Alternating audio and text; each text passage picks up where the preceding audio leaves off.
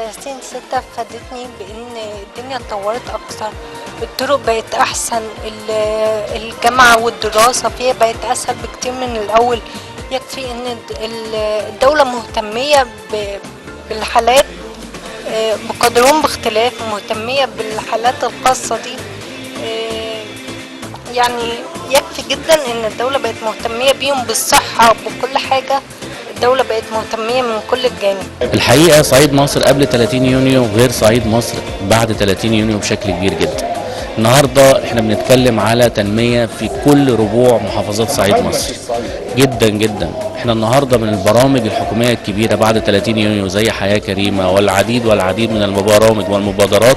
اصبح النهارده الصعيد جاذب للاستثمار، اصبح النهارده البنية التحتية في الصعيد يعني احنا شايفين ان التطور اللي حصل، يعني لو كنا شفناه قبل 30 يونيو في الخطط كنا هنقول ده يحتاج 100 سنة علشان يتم.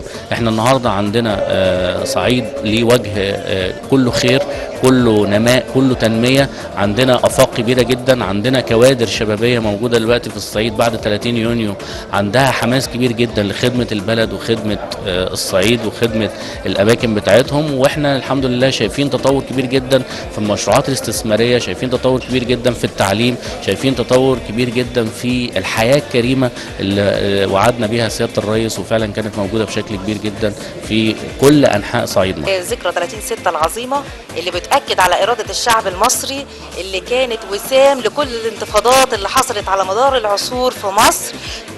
بتأكد وبتنور وبتحط لنا وسام شرف لإرادة الشعب، إنه بالفعل شعب مصر إذا أراد شيئا فإنه يكون. ثورة 30/6 كان لها إنجازات لمسها الشعب، وكانت على يعني معاناة الشعب ودفع كتير جدا عشان يشوف الإنجازات ديت. قد إيه برضو بتأكد على عظمة الشعب وصبره واحتماله في طريق التطور وفي طريق التنمية عشان يقدر يحصد ثمار الطريق الطويل الصعب ده كله. بنتمنى ان احنا نلمس انجازات نكون حاسين بيها ونلمس الانجازات ديت بصورة كبيرة. طبعا احنا شايفينها يمكن في المدن وفي الطرق وفي النهضة الاقتصادية اللي بتمر بيها البلد، والمشاريع الضخمة طبعا اللي بتتقام دلوقتي. وبنوجه على أثرها كل التحية وكل الشكر للسيد الرئيس، وبنقول له تحيا مصر وشعب مصر وراك، واحنا عايزين نشوف انجازات اكتر واعظم بكتير.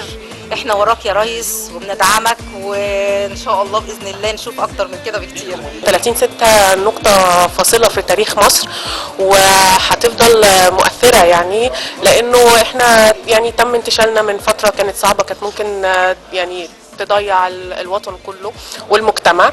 30/6 يعني هي عيد بالنسبة لنا كلنا طبعا. 30/6 دي انجازات كتيرة، في انجازات كتيرة حصلت فيها، في تطور وتقدم، في مدن جديدة اتعملت، في تطور في الصناعة، في الزراعة، في الثروة السمكية عندنا كمان. التطور في زي مثلا في المواصلات زي المونوريل دلوقتي، زي الطريق القطر السريع دلوقتي. فلا 30/6 انجازات يعني.